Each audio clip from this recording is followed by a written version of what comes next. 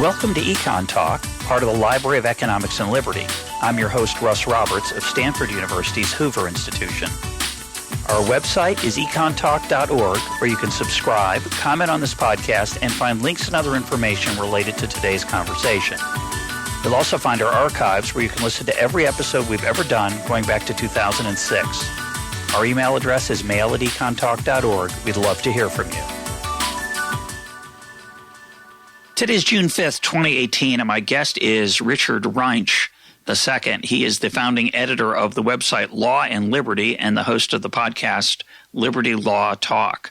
Law and Liberty Law Talk are projects of Liberty Fund, foundation in Indianapolis, and of which Econ Talk is supported by through the Library of Economics and Liberty. So Richard and I are cousins in some sense or something. I don't know. Talk about, before we get, our topic for today is a recent essay of yours, Richard, where you reviewed Jonah Goldberg's book, The Suicide of the West, which Jonah was a guest recently on Econ Talk to talk about the book. And I thought that essay might make a useful jumping off point for a conversation on the Enlightenment, the state of America, the state of liberty. But I want to first let you tell our audience a little bit about Law and Liberty, the website and the podcast that you host, Liberty Law Talk. Well, thanks, Russ, for having me on Econ Talk. You are the standard in terms of serious interview formats online. And so when I started Liberty Law Talk, I wanted to, in some way, try and duplicate your success. I've tried to follow a lot of your interviewing style, and I also sort of crossed that with Brian Lamb. So I attempt to triangulate my own style between the two of you. But Law and Liberty, I started at the beginning of 2012, and it was sort of my thinking and position that a lot of arguments and rhetoric and ideas on the right in America were stale. And I don't exempt anyone from that. I think judicial sphere, economics, thinking about institutions, thinking about federal government power, federalism, I thought we needed sort of a new and fresh approach and sort of some, hopefully some controversial thinking that would push the dial a little bit. And so, Michael Grava was our first big writer, and he had the book The Upside Down Constitution, which was sort of a hearkening back to a much older model of federalism, not sort of necessarily just the rights of states, but something like, Justice Joseph Story, John Marshall, Alexander Hamilton, sort of emphasizing the national commercial aspect of the American federal government, and that creating space for states really to compete within that realm. So that's a long way of saying I thought we needed new approaches and new thinking, and I wanted to use the tremendous gift that Liberty Fund afforded, not just financially, but also the intellectual capital that Liberty Fund has generated over the decades to sort of be something that I could rely upon in putting together writers and ideas and books and things that we could talk about on the website. So we are we're known as a legal site, but we're a lot more than law. We're policy, we're legal history, we're I think economics, political economy, and we're open to a wide range of perspectives. I think from the center. Primarily from the center all the way to sort of very conservative thinking, and we're trying to be the online conjugation of Liberty Fund, which is a conversation online amongst people who take liberty and responsibility very seriously and know that's sort of an unending topic of discussion. Within that, Liberty Law Talk is sort of my attempt to preview or think about serious books, serious articles and essays people are writing in a range of fields, and I just try and introduce their thinking, push back a little bit, and see where the conversation goes, sort of like what you do on Econ Talk. And just as an example, a recent guest was Gordon Wood, a historian on Jefferson and Adams. Was it Adams? It was a new book on Thomas Jefferson and John Adams and their rivalry, their friendship, and sort of who best explains America. They each have different facets and aspects, I think, of the American mind and American practice. And so it's Gordon Wood. He's one of our best historians of the American founding. So we'll put links up to all of that, and let's start with our conversation. I want to start with the Enlightenment, and this is an area that I'm increasingly interested in, and mainly because I'm pretty ignorant about it, so I'm trying to educate myself. If you'd asked me, what's the Enlightenment, I would say, well, it goes back to John Locke and other philosophical figures. Locke emphasized natural law, private property, the rule of law, and that combined with respect for reason engendered scientific revolution and technology, and the rest is history. Capitalism takes off, democracy takes off, and the combination transforms the lives of most of the people living in the West. That's sort of, I would call, the romantic story of the Enlightenment. Is there something missing from that story? Well, I think, my thinking in this was heavily influenced by Gertrude Himmelfarb, who had a book that basically argued the Enlightenment is a series of tales. And so the question becomes, which Enlightenment are we discussing, and what was its project, what were its goals? And so we have a German Enlightenment, we have a French Enlightenment, we have a Scottish Enlightenment, which you've written a lot about, Adam Smith. Many people would argue there's an American Enlightenment, which is primarily about political science and political thought. But within that, I think the crucial questions that emerge are what preexisted them, that I'm interested in, what contributed and shaped what they did, what were their goals, and who's within the circle of the Enlightenment. And so that to me sparked a lot of questions. And then, of course, there are darker aspects of the Enlightenment. And so I consider myself more of also a student of, what we might characterize as dissident studies, which would be, thinkers like Dostoevsky, or in the 20th century, Leo Strauss, or Alexander Solzhenitsyn, Whittaker Chambers in America, and others who sort of looked at the romantic story of the Enlightenment, the reason, the science, the progress, the liberalism, all of this sort of business, and said, wow, this also introduces an enormous amount of power, hubris, arrogance, and inability to self-limit on the part of man, and that man's mind starts to constitute reality itself. And what sort of dialectic or what sort of process does that introduce into politics and the social order of man's affairs? So I think that's how I come at this, and that's how it was the basis that I worked from when I reviewed Jonah Goldberg's book, which is sort of a paean to, I think, what he draws as a very narrow conception of the Enlightenment. Well, you made a mention of something about, what came before the Enlightenment. I think, again, for those of us who are not well informed, the general idea, if you had asked me to describe what came before the Enlightenment, well, we know what came before. It was the Dark Ages. It was a bunch of monks in hooded robes shuffling along dark corridors, chanting and occasionally transcribing old lifeless manuscripts, and then suddenly, let's see how I'm going to see if I can quote this correctly. It's from Alexander Pope. It goes something like this: nature and its laws lay hid from sight. Then Newton was, and all was light. Something like that. I apologize for not quite. I might be off a word or two, but the idea that Newton and that's late. We're in the late 17th century at this point. That Newton, in the last half of the 17th century, and others kicked off the scientific revolution, turned against. So goes the story. It's not, of course, true, but turned against religion and superstition, and as a result, modernity was born. And of course, that simplified story is missing a lot of pieces. Yeah, I think Newton, Francis Bacon, there's obviously the political side of this. You mentioned one thinker, John Locke. I think this idea that you can somehow, which did prove true in many respects, that you could bring nature under control and make it serve human purposes. And as the famous phrase from Bacon, science can be brought in the relief of man's estate.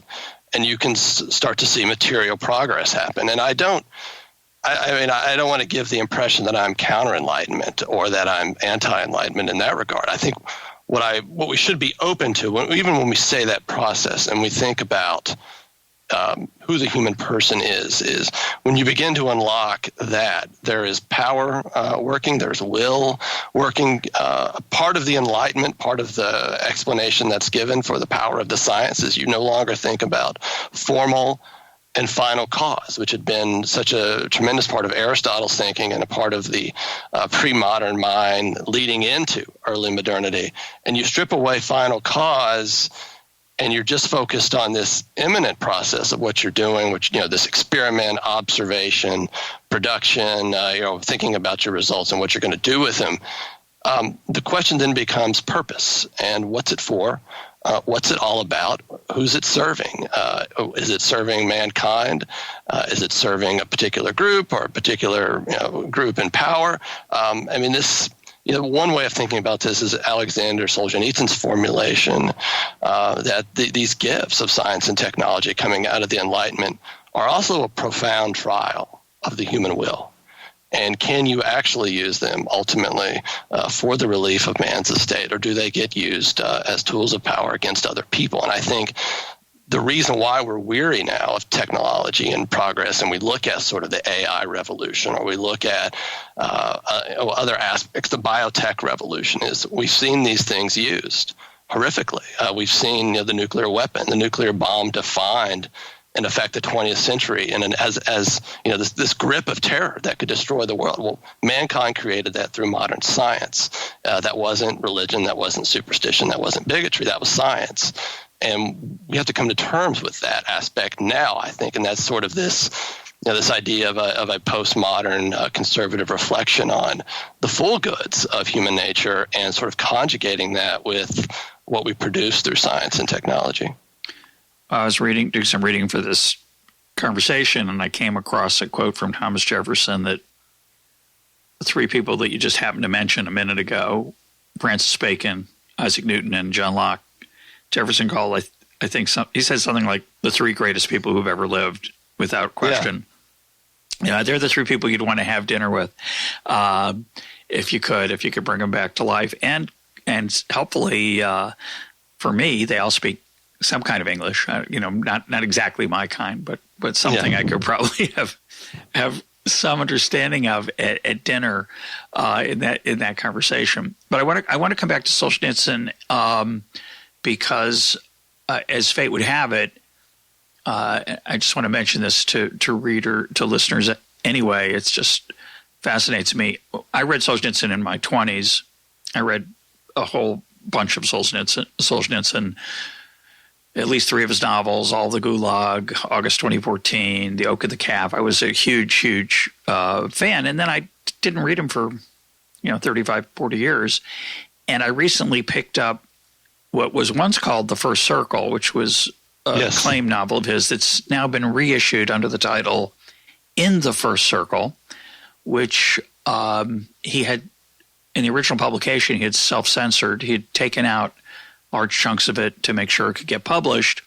And recently, in the last, I think, decade, it was reissued the way he wrote it originally, or at least the way he wanted to write it, and translated into English. And I'm about a third of the way through it. Of course, like all Russian books, it's extremely long. It's 700-something pages, but it is magnificent. I've forgotten what an extraordinarily insightful writer he is, what an insightful student of human nature, how funny he is in dark places, in the Gulag and in the prison camps. Yeah.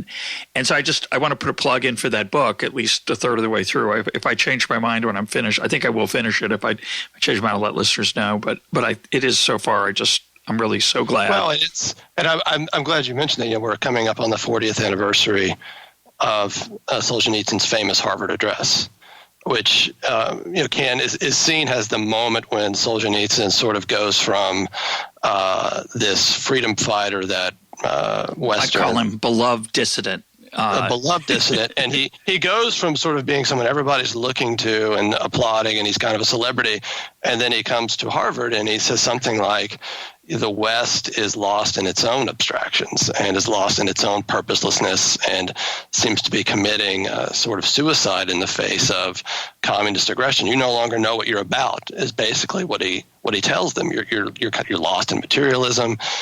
Your secularism has sort of cut you off from the sources of your civilization.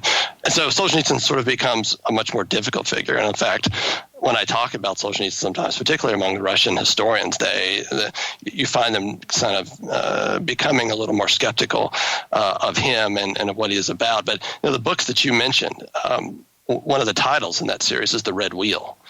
And what he meant by that is nothing of this was inevitable in the sense of a communist revolution in Russia. It's through human choice. And it's through human beings making a choice that the red wheel begins to turn more and more and more. And there's ultimately no way at a certain point to stop sort of the grip of the Soviet Union or of Russia in communist tyranny. It's inevitable, not inevitable, but it's an amazing reflection on human freedom turning against human nature and denying who we are as human persons and leading to that process of destruction that then results in Russia for the next 70 years. And you can argue, at least my memory of his writing, and certainly the 200 or so pages I've read so far of In the First Circle, he's constantly balancing his characters are constantly having to cope with the fact that their life is a lie. Yeah. Communism is evil. It's not designed to improve humanity. And yet at the same time, many of them are holding on to the potential for communism to redeem humanity, partly because it's all they've got. It's the only myth they've ever gotten to explore. And yet here's Solzhenitsyn relentlessly, sardonically exposing this dual paradigm that doesn't hold together, and he's really a giant. The other part of that, of course, that Harvard address, you called it famous. It's not famous anymore. I don't think it's famous to you, and it's famous to me, but most people, I'm sure, listening don't know of it. I would suspect that the modal number of books that my audience has read by Solzhenitsyn is 0. Is my guess. I'd love to be wrong. If you've read something by him, it might be A Day in the Life of Ivan Denisovich, which was an important book, and yes. But I assign that to my interns every summer. But it's not the masterpiece masterpieces he came to write as time passed. But I want to talk about the other point I was going to make about that Harvard address is that it also dealt a lot, if I remember correctly, with nationalism and a love of Russia that is was very alien to Americans, and I think remains extremely makes a lot of Americans very uncomfortable, especially with the rise of Putin and current situation there. But I'm going to take us in a different direction. That's all preamble. I want to try to respond to something you said about human choice and human nature and our embrace of technology, and that we don't have a purpose. And I think, I'm going to be you're a conservative. I'm more of a libertarian, and I'm going to bring out my Hayekian side here, which is not conservative. And the Hayekian side of me is all about emergent order in this conversation. It says, we don't make choices as a society. We don't make choices as groups. We make choices as individuals. And we're all confronted with the chaos of the world around us. We have the options open to us. We have the products that we can buy, the ways we can spend our time, the people we can choose to interact with. And what freedom is about in that enterprise is really, it's whatever you make of it. And for one person, it might be the freedom to worship in a church that's meaningful to that person. For another, it's to pursue a hobby and to get extremely good at it. For someone else, it's to build a business and make a lot of money. For someone else, it's to do a lot of volunteering. And that the result of all those choices is the world we see around us, not some individual's will, not the will of the state or a particular politician. And so when I look at so I'll play pessimist just to stay on your page. If I say, well, yeah, you mentioned the atomic. You're being the optimist. What? You're being more optimistic. I'm not sure. No, I'm not sure at all. Actually, let's put the atomic bomb to the side and let's accept the possibility that artificial intelligence, or even more trivially, social media, smartphones, et cetera, are not good for us. Let's suppose that's true. I'm open-minded about it. I think we're going to see a massive cultural response. We're starting to see it now a little bit. I think we'll see a bigger one. But you could argue that, they're not healthy. They lead to alienation. They are they're purposeless. And that's our choice. Yeah, that's up to us. No one's forced it down our throat. It's not inevitable. We can walk away from it if we choose to. We evidently have trouble doing that. But it's not like there's a technology wheel that's rolling forward, crushing all of us, that's being steered by, just to pick a random name, you say Elon Musk or Mark Zuckerberg. Mm-hmm. They're just appealing to the deeply rooted parts of our human nature for attention and for leisure and for pursuit of things to do with our time, and that's just the way it is. But that's not the way you told the story. How do you react to that? Well, what I would say is things are getting better and worse at the same time, and we should always keep that in mind. I'm not a reactionary or someone who is against technology. I don't want to give that impression. The point about the purpose is this is sort of a basic contention of modern science, that we're not necessarily worried about purpose in the sense of what nature is about and what we're doing with it. We're focusing on what we can do, what we can predict, and then how we can apply and applied science, applied technology, and just sort of thinking about what problems that might institute. On the questions of technology, look, there are just think about social media, the smartphones by which we access it for the most part. I think there are good and bad sides in that, and I wouldn't. It's even thinking about my own children using the phones. I mean, one of my sons stays on the phone way too much. And yet, at the same time, there are a lot of good things I think he's also been exposed to there. So that's not necessarily, I think, where I'm coming down. I think, though, your point, I mean, my response to you is, well, this is just what people do. There's no real process, et cetera. I think that is probably too much to ignore human dependability. And the fact that we are connected and the fact that things are working at multiple levels, social, political, economic, cultural, things are being defined through force of argument, through force of law, force of will, and shape the world we live in. Liberalism is not immune from this. Liberalism has an effect to be implanted by law and will have to displace certain other, and did displace other modes of activity and human interaction to forge a new realm of networks of commerce and political liberty and freedom. And I'm not opposed to that. I'm just saying nothing is immune. Nothing is immune from imperfection, from problems, from errors. And we have to be aware of that and think about the seeds of destruction within something good, like liberalism, like modern technology, and try and account for it. We can't get involved in just so stories or the arch of history or things like that. We need to be aware of the problems and dynamics of human freedom and what our choices do and what they unintentionally can lead to. Why don't you define liberalism as you see it? You've used it a couple times. Or what does that term mean to you? I see liberalism ultimately as an attempt by human beings to protect themselves from certain power claims, primarily through government or actors, using the government, say to inflict, say, a religious or various political ideologies on people. And so that's good. But I think one question is, what does liberalism depend on? And I think liberalism depends on a view of the human person that is filled with an infinite longing, with a need for transcendence, with a need to know the truth about ourselves. And so liberalism, as much it is, I think, as I prefer, I would argue a neutral set of ideas, maybe at best conceived, a neutral set of ideas to protect human liberty.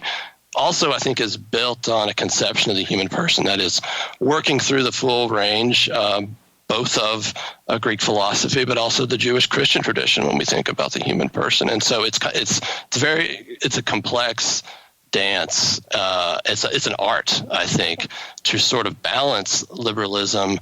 It's also a civilization of human beings that are also open to the good and open to the truth about ourselves. And we can't sort of cut that process off, I think, with sort of a regnant secularism or something that would distract us or take us away from those deep questions. So your definition of liberalism is more what I would call something like classical liberalism crossed with some conservative flavors about transcendence, human nature, and yeah, I mean, I think what I'm saying is liberalism can't go on its own accord. It's not a self-sufficient body of ideas that doesn't require a lot of tributary sources that it finds that are uncomfortable to negotiate, but yet are there because human beings are full of potential and full of a lot of difficult truths that we have to sort of conjugate and account for. So modern listeners would respond, I think many modern listeners would respond to that with the following claim, and it's going to jumble a few things together, but if you said to me, what's the modern religion of America, I'd say it's not Christianity, it's not Judaism, it's not Islam. It's not, I believe in atheism. I would call it self-actualization. Yeah, I don't disagree with you on that. Yeah, that's our credo. Our credo is the world is my oyster. The world is here for me to explore and to serve me. It's for me to find out what I can get from it. And I do that by all kinds of things. I learn some things and I get some skills and I have a job and a career. And my inner life is up to me. It's none of your business. And to pretend that our well-being depends, now I'm going to step back philosophically, the connection that claims that our well-being depends on those tributaries. I'll play, maybe I'm playing Jonah Goldberg here. What do I need all that for? We've got a good country. We got a bunch of rules that have served us pretty well for 200 plus years. We have a mixed economy. It's not really too free market, but it's not socialist either. It's at risk of drifting in one direction or another, perhaps. But we have a grab bag of an economy. We have a grab bag of a political order, and it's pretty good. We got the highest standard of living you could argue in human history. You could debate whether it's how widespread it is, how deeply it's enjoyed. But we talk about that now and then on Econ Talk. But it's going pretty well. What are you worried about?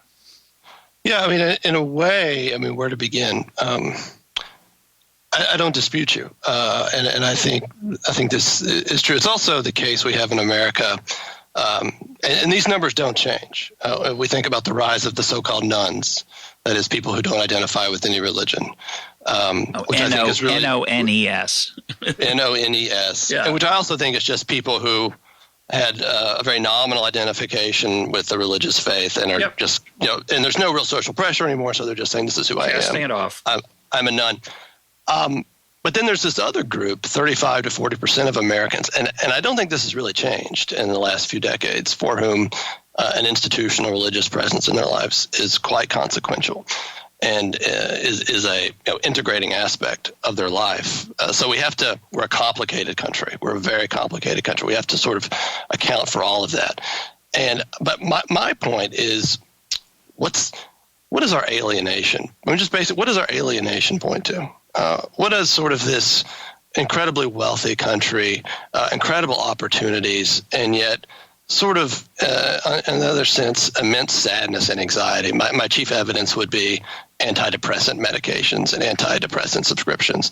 How do you account for that? And I think there's something like there is a longing of the human person. There is trouble for the human person. The biblical saying is the sparks fly upward.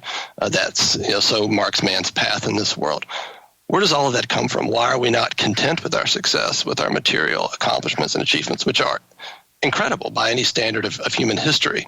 And I think that is something like mankind is an animal, but also a spiritual, transcendent being. And we can't sort of ignore, as Tocqueville would say, when you ignore the soul and its requirements, big trouble comes rushing in.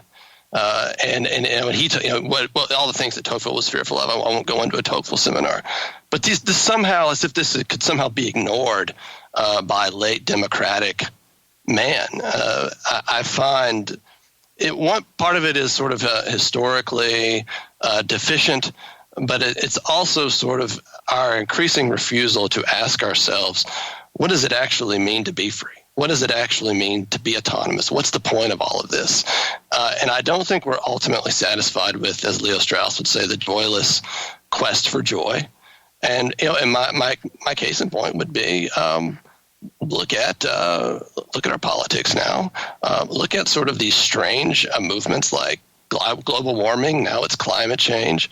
Look at this, and I think this thinking about who the human person is with regards to human sexuality, particularly transgenderism, and the way, in a sense, we're told that we have to accept this idea now. That, to me, is what happens when you do begin to ignore the soul and its requirements. You're still trying to fill up a longing, and it's just going to come out in, I think, strange ways. Well, I don't agree with a little bit of that, and I disagree with a chunk of it. I don't think climate change or transgenderism is necessarily a manifestation of the alienation you're talking about. Well, it is. It is in the sense of it's a spiritual longing. It's an attempt to account for the whole, and I think that's a part of what happens in a very secular society. Is the religious aspect comes out in different ways. That's ultimately, and I look at think.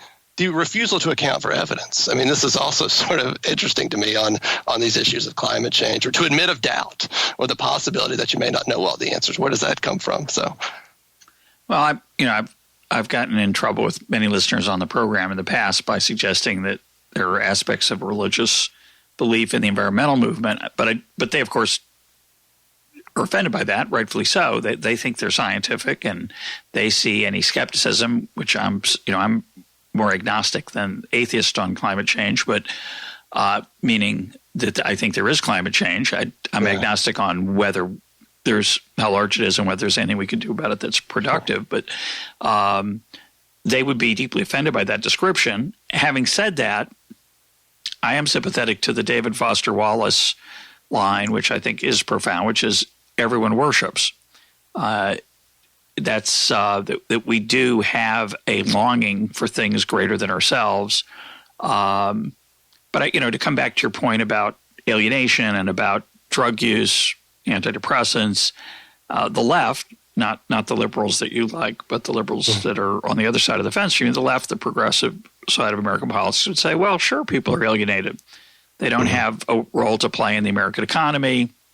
There's racism and sexism and other types of oppressive thought that make it hard for people to cope with life. And that's our problem. It's not the fact that we don't have religion anymore, or that capitalism is purposeless, or any of the things that you're pointing to. They have their own explanation. What's wrong with theirs? Well, I think, it sort of harkens back to an idea Michael Polanyi, and he attributes this to Rousseau, getting back to sort of maybe a reactionary thinker to the Enlightenment. Is what Rousseau does is he takes religious motivations and makes them immanent, and makes them this worldly, and directed to sort of man's emancipated relief. And I think that in many respects, so it's a romantic notion, which I think cannot be ultimately separated from the Christian inheritance and thinking about what's good for man. And Rousseau sort of combines that in a very emphatic way. And I think the left historically has maintained that focus. It's an immanentizing of religion, and so to speak. And I think when I hear this sort of, so there's and then it gets kind of layered over in the 19th century with the scientific strapping of reason and the laws of dialectical history pointing in a certain direction, in the direction of equality, et cetera. And then there's these structures of power. And so that sort of analysis still holds, I think, for them now when they think about American politics and power. On a practical level, one does have to think, how does Bernie Sanders, a park bench socialist, as someone called him, take Hillary Clinton to the wire, thinking about Donald Trump, et cetera? There is something you have to account for when you think about Why are people alienated? What are they alienated from? Where's the progress and opportunity? Things like that. There are issues there that have to be accounted for. And I think part of this is the human person. And we have embraced, and I think this is very much a part of our converged elites, sort of an autonomous individualism. We've embraced a set of policies around that. And I don't think we've adequately thought about the social, relational nature of man, which also has to be supported at law. And when you give that away, and this is not unique to me, Robert Nisbet would have argued this precisely, when you kind of reduce man to this sort of one density of an individual, and then you've got the state, then you sort of open yourself up to a lot of strange political movements. I think that's actually one of our fundamental problems right now, is we're not accounting for the human person in his full relational capacity and the differentiated dimensions of human nature. So I'm going to expose myself a little bit here as the tension that I feel in the modern era as a libertarian, and the appeal of conservatism, which I'm not a conservative, but I do increasingly find myself intrigued by some conservative concepts that would have been alien to me. So let me try to talk about that in light of the current political climate. So one view says, or this I think I'm being fair to your story, okay, and you correct me if I'm wrong. So one view says that there's something sick at the heart of humanity. It goes back a long way. It goes back, you could say, to Eden. It goes back to our very nature. Nothing straight can be made from the crooked timber of humanity. We're troubled and we're complicated, and we're, like you say, we're animals with, and yet we're also aware of the transcendent and of awe and wonder, and that's an inherently tough row to hoe. Certainly that was the theme Ian McGilchrist was talking about in his recent Econ Talk episode.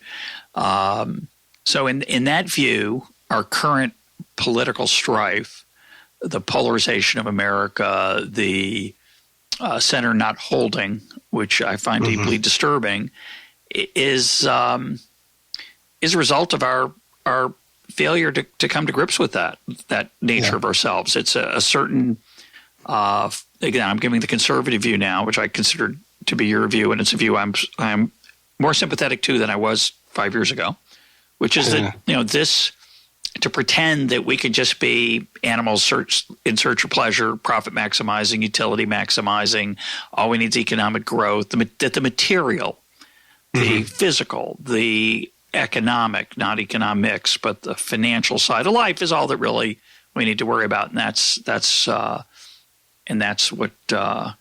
wrong, says the conservative. The conservative says you're missing this essential piece of our being, and that was once satisfied by religion, increasingly less so, and we're unmoored, we're untethered, we're lost, and losing sight of relational institutions, the instability of those as well. But family, the church. We mentioned community. Religion, also the loss of self-government. I think the ability, both local and at state levels, for people to govern themselves, even if those decisions don't sit well with sort of the upper, or the, say, certain elite educated core group in our country, things like that, and people start to ask a question: can I actually see myself in my country? Or am I disposable and a throwaway?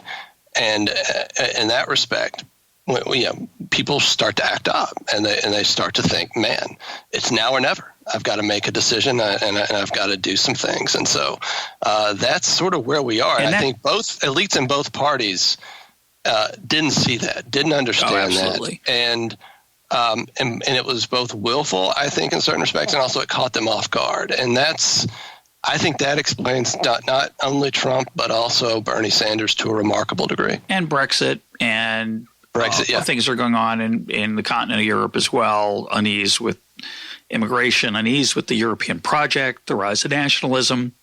And so we haven't talked about nationalism. I hope we'll get to it in a little bit. But certainly if you think about the different divisions in the American public, one of them I would say is nationalism versus cosmopolitanism, the idea that we're all just citizens of this planet versus America's a great country and we should be proud of it.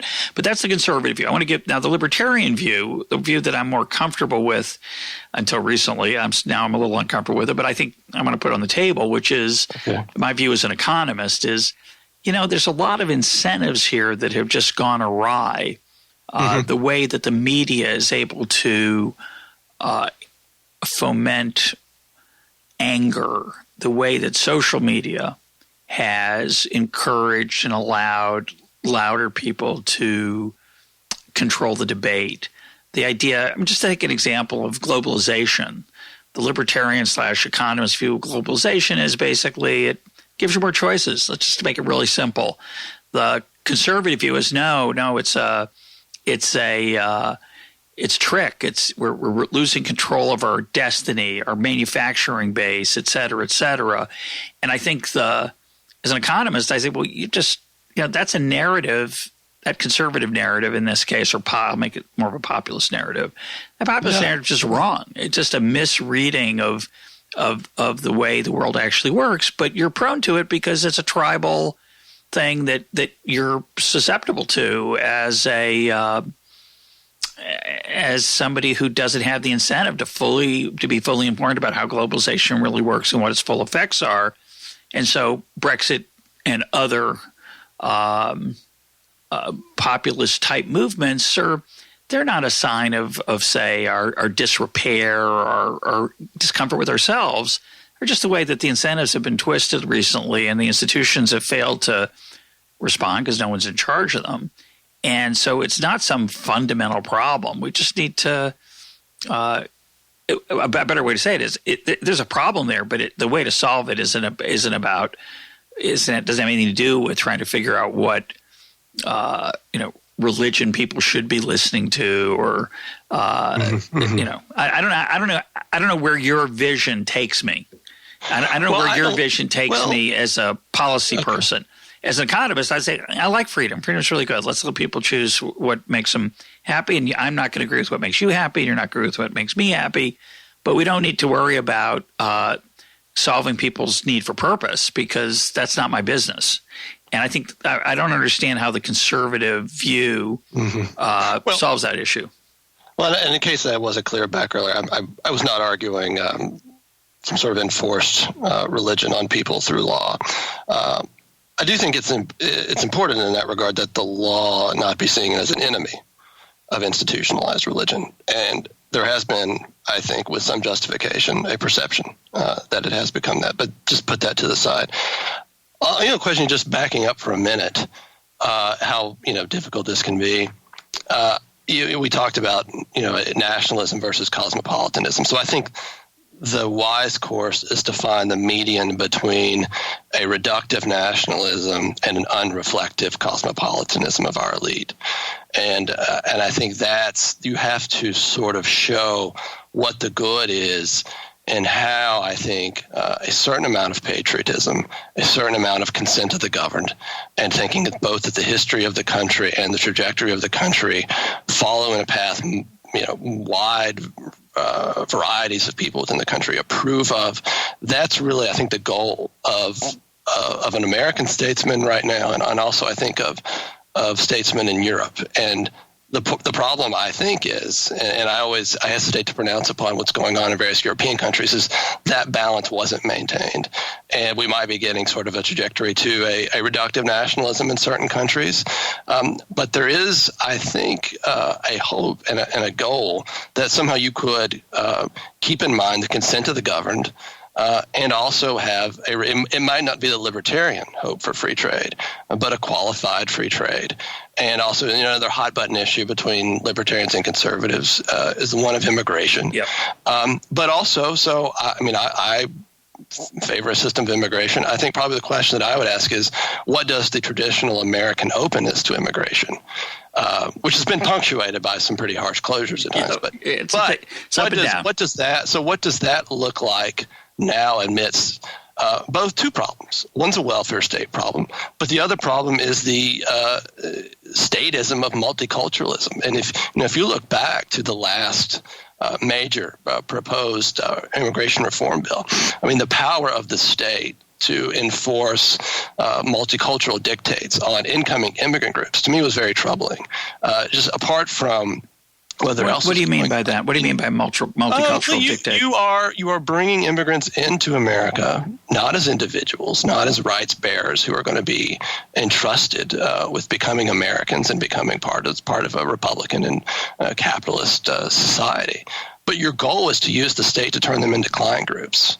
And people sort of see that process now as a part of any immigration system, and it bothers them. And I think there's something to think about there. And also, so in the perspective, keeping in mind that citizenship is not just rent-seeking.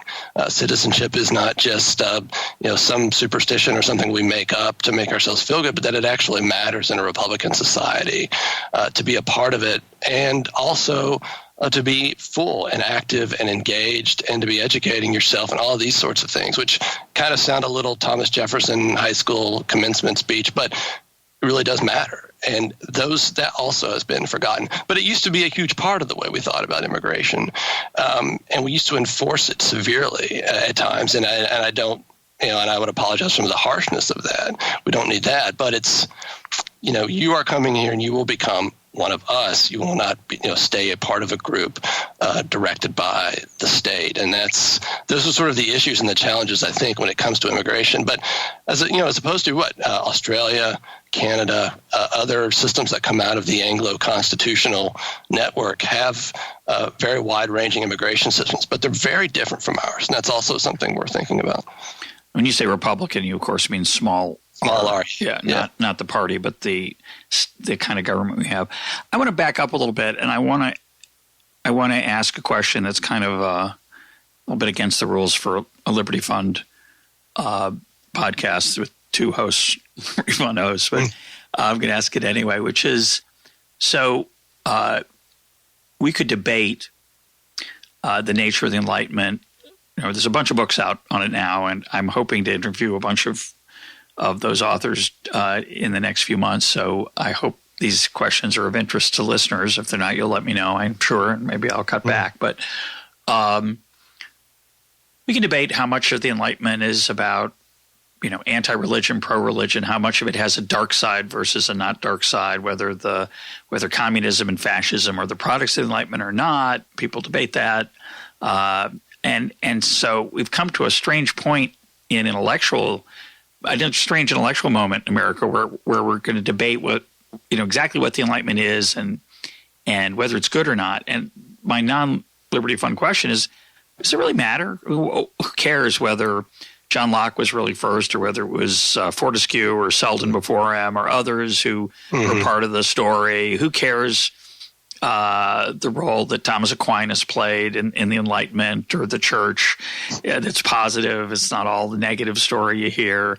Isn't this just intellectual games that people play? Well, I know you don't believe that, so I'm asking this rhetorically. Yeah. Why do we care? Who cares where America came from? Who cares what our founding myths were? They're gone. They're over. It's ancient history. That goes. I don't really care what Thomas Jefferson thought. He's long gone. He's a flawed human being. He's not a saint. And we have to go forward, do the best we can. What do I need to know about all this intellectual history? Well, where to begin? You got 13 minutes, roughly. Yeah, no. I'll give you a little longer if you need it. Go. a part here is who is the human person, and how do human beings who are dependent, rational animals govern themselves, and what does that governing process look like? And it has to involve involves different combinations of questions that people ask, coming to answers with those, and living with the consequences. It also means you begin the process of your formation of a country, of a civilization, of a people, and that process is legal, it's religious, it's the cultural products of that starts to shape who we are in order to understand yourself, who you are, what you should do now, what you should think about what you should do now. involves your history. It involves looking back and thinking about who you are and who are the best articulators of that. And so that's why, if you're thinking about, if you're thinking about the Western legal tradition, this is my review of Goldberg's book. You can't just start 350 years ago. You want to start maybe a lot sooner, and you want to think about a lot of things that go on. So that's maybe a short answer, but it matters also because the human person is a being who wonders, who asks questions. I would argue, and he wants to know what he should do and what's the best, and he wants to know the whole. And that begins sort of this process of, how do we understand that? How do we make those investigations? Literature. How do we put that down and erect that and say, this is who we are? And this is sort of what I would argue is the nobility of politics. We begin to shape ourselves in the certain conception of the good. So we put that down and we look at heroes and those who preserve our political tradition. That's why, Winston Churchill or Abraham Lincoln are always sort of touchstones, I think, both in our country and in Britain, because they are seen as conservers of the political tradition. And so you are constantly engaged in this process as a human person, as a rational, questioning animal, to understand who you are and what you should do. And a wise man, a humble man, knows that he doesn't have all of the answers. He needs help. And so that's why this stuff matters. And it also matters because human beings, we could say we're equal under law, but we're not equal in every respect. Certain people have certain gifts, and they articulate things, and they are seen as valued, has a great quality and worthy of continued discussion. And that's one way to think about the canon that we study if we think about the humanities as opposed to the way the humanities are done in most college campuses, the way they were done previously.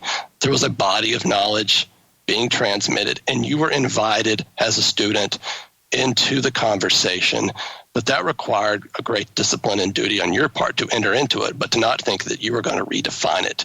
You might be able to add to it if you were worthy. I'll try to give another, I don't know whether it's libertarian or Hayekian response to that, because I'd say, the world's, I'm very sympathetic to that, by the way. I'm being somewhat of a devil's advocate here, but I have to concede I'm not so confident in my actual views, so that's why I'm playing devil's advocate to see how far I can push myself and push you. Yeah, this is all just myth-making. This is the counterpoint. It's all just myth-making. The world's really complicated. There are 1,000 tributaries that some of them lead into the same river. Some of them go off into rivers that went off into the caves and never were ridden on or drunk from again or fished in. And to try to tell a simple story like you and I sitting here in America in 2018 are the product of John Locke, or whether it's not John Locke, it's actually Fortescue, or whether it's not Locke or Fortescue, but it's Rousseau or it's whatever. It's just it's inherently a meaningless concept because it's so complicated. And why do I really need to know what I come from? Can I just start from scratch? I'm just, my kids are raised. My kids don't know much about these ideas. I know a little bit. They've talked a few times about these things at the dinner table, but can't we just in America go forward as we are? Now, you could argue, but you need myths to sustain things, but let's not pretend they're anything other than myths. These are just different myths. The left has a myth, which I kind of gave a version of a little while ago. I could expound on it longer. Conservatives have a myth. Libertarians have a myth. We're all just competing myths. There's no truth here. It's the postmodern side of me. What do you say to that? Well, it's an illogical argument to begin with. One is for obvious reasons, right? You're privileging your skepticism itself as the ground of truth, or as the ground of the myth, or something like that. I think one reason why it doesn't work is, what do we do with language? Language within the human person is not merely a dyadic stimuli response to the external world. It's actually creative. And we're actually able to use it to investigate and lead to more knowledge and to articulate ourselves, to articulate longings to other people, to communicate who we are and what we're about. It also can be a tool of violence and destruction as well. It can create those conditions.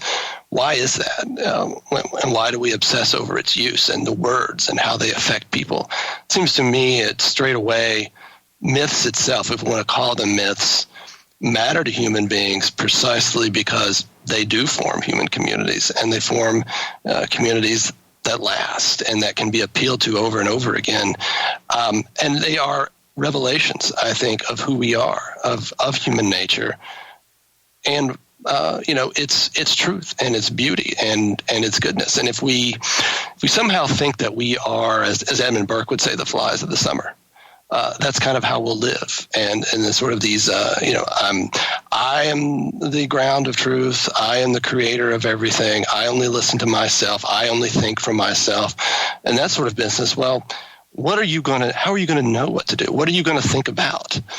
What are your choices going to consist of? What's the matter upon which they're going to be based? It seems to me that's really a debased conception of the human person. And I think I will refrain from sort of calling groups or particular aspects of this as I see it in society, but I think there are certain conceptions of that. I think part of it's on college campus.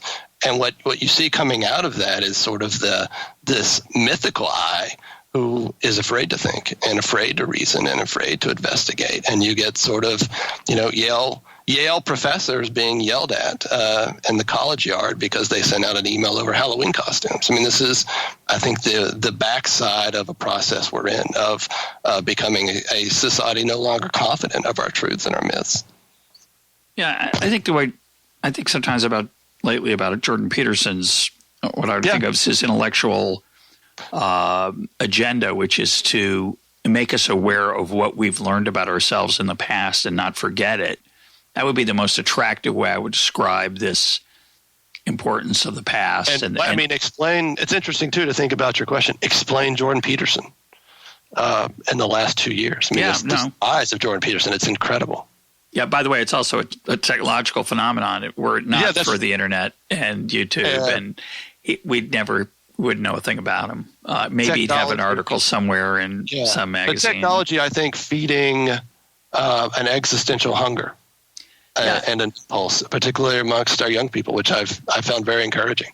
So I would make a distinction. This is where my libertarian and conservative sides merge, maybe. I would make a distinction between my attempt as an autonomous, self-realizing individual with free will to master myself, to understand myself, and to grow and to figure out what I ought to be doing with my life, which I'm 63, I'm still working on. And I think it is a lifelong project for all of us.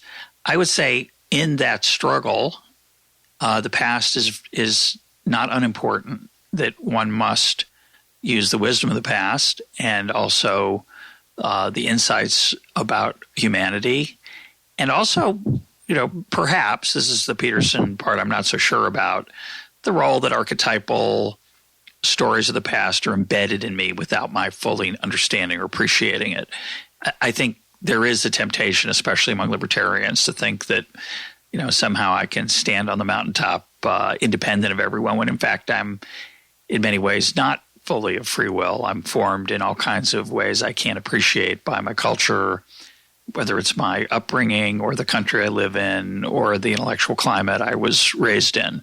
And so one argument to defend against the claim I was making a minute ago is to say, you just think you're independent of it. You're not. And the more you understand it, the better off that you'll be. So that's my libertarian side. The conservative that's my conservative side. My libertarian side says, but there's all these other people trying to sell me myths, sell me a story about where I came from, trying to get me to join their team, join their tribe, whether it's the Enlightenment tribe or the semi-Enlightenment tribe.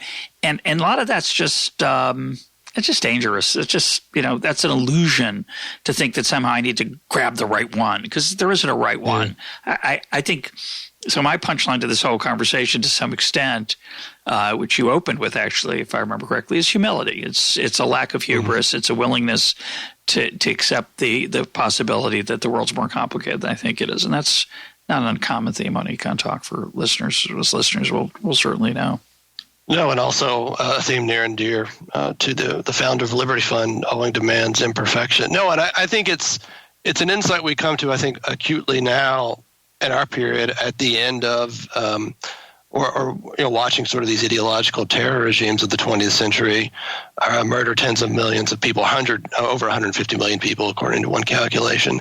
And so you begin to be very aware of not only people selling you ideologies that lead nowhere, but also not wanting to be a sucker.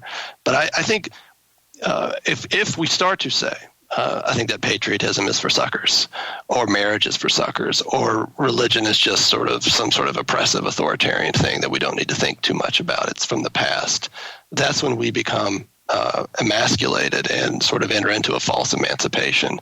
I think it's very much alive in the West right now. And I think, to my mind, Rough Hand explains why one of the most secular and emancipated societies on the earth in Western Europe is basically dying. And refuses to reproduce itself from what all the data that I can see. I think also we have to ask ourselves when we think about who we are as human persons is, what are we going to receive from other people? And I think if we acknowledge, and you made this point, if we acknowledge our own lives, people who have shaped us the most, it usually wasn't a market transaction. It was a gift. And it was a gift owing out of duty or bond, obligation, and love. And if we're calling that something that can make us suckers, then I think we've lost the thread as human beings. One thing I wanted to say here too is thinking about the autonomous individual. Roger Scruton, who is seen as maybe the dean of contemporary conservatism, makes the point between a society that aims at autonomous individualism versus a society whose law culture produces autonomous individualism indirectly. And that is to say, it's something that arises out of our obligations to others, that we actually see the benefit of developing ourselves, but it can't ultimately be divorced from social obligations, familial obligations that we have to others. And that also seems, in many respects, a danger of certain current trends in thinking. Yeah. I'm a big fan of it, things arising indirectly, but I'm not sure what else to say about that. That's a good observation. I want to close with a point about tradition. Okay. Which is, again, a Hayekian point, but it's, again, I think where Hayek and conservatism sort of meet, perhaps, which is, said if you throw away if you say marriage is for suckers, religion's for suckers, I forget where your third one was, but patriotism. And I think one of the challenges of modernity is that some of the things that were traditions probably weren't so good. Racism would be one of them. Slavery, which was sustained for centuries, and of course still exists in certain places in the world. So it's an evil that was not just tolerated, but for a long time justified. And once you start to say, well, that tradition was probably a mistake, you get into this, what I think of as a Cartesian, Descartes-based world of, well, I'm just going to see what makes sense to me. And then you lose those traditions. They don't, once they're up for grabs, it's a very different world than the world that people were living in hundreds of years ago, and there wasn't much change, and traditions were all respected. There were some great things about that and some really pernicious, horrible things. So now we're in a different world that's much more complicated. We have to make these decisions for ourselves to some extent, at least it feels like we do. They're not taken for granted. They're not just accepted as dogma. They're up for rational examination. And a lot of people are saying, well, maybe they're not so important. Maybe religion, maybe the family is, it's not a beautiful tradition. It's archaic and it's destructive and it limits the human enterprise. And I think it's hard for us as in the modern world to figure out what category to put these things in. Yeah. We're sort of, again, the word I would use is unmoored. And a lot of people would celebrate that. I'm the conservative side of me says I'm not so sure. There's some costs to that I think we haven't fully reckoned with. So why don't you close and comment on that? One is, what do we mean by tradition? I don't think it's sort of a blind, unthinking, irrational, we've always done this, therefore we should continue to do it. And that may be the way certain people experience it. But in terms of those who are molding and shaping a tradition, it involves every aspect of the human person, which would also be reason.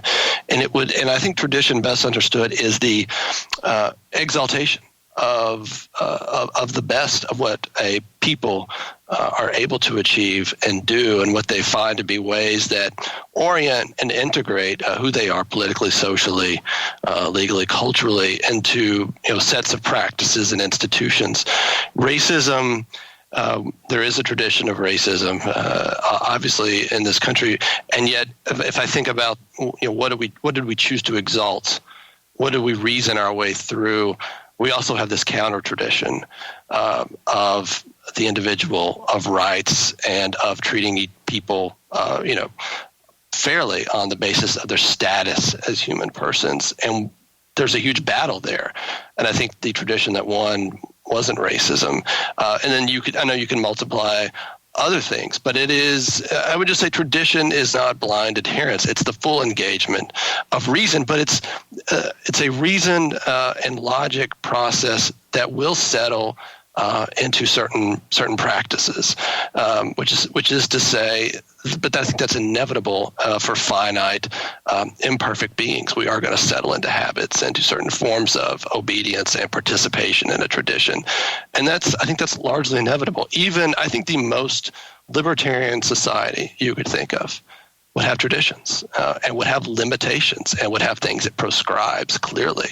And if it chose not to do so, it would develop them because in spite of itself.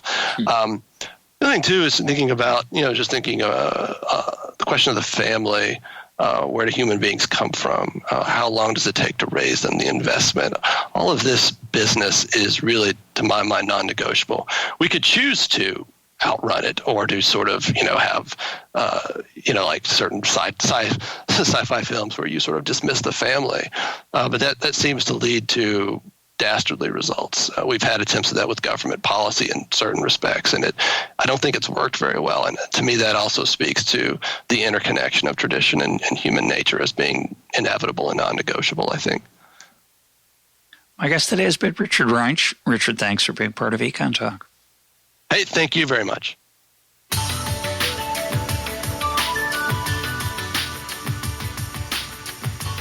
This is Econ Talk, part of the Library of Economics and Liberty. For more Econ Talk, go to econtalk.org, where you can also comment on today's podcast and find links and readings related to today's conversation. The sound engineer for Econ Talk is Rich Goyette. I'm your host, Russ Roberts. Thanks for listening. Talk to you on Monday.